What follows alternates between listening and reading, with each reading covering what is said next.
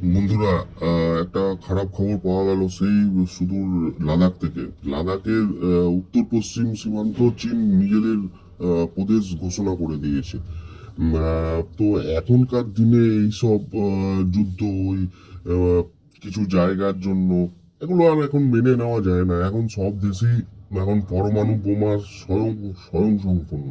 ঠিক আছে, এই আপনারা দেখতে পাচ্ছেন ম্যাপে লাদাখটা।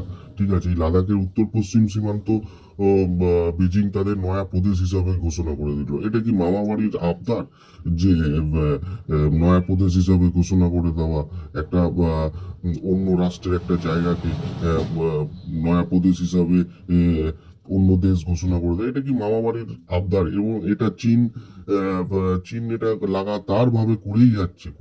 এবার চীনকে একটা নতুন একটা শাস্তি না দিলে চীন এরকম করতেই থাকবে।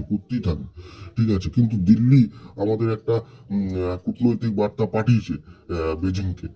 ঠিক আছে, এখন দেখা যাক কি হয়। ঠিক আছে, আমাদের পাশে আমেরিকা, রাশিয়া এরা রয়েছে। এখন দেখা যাক কি হয়।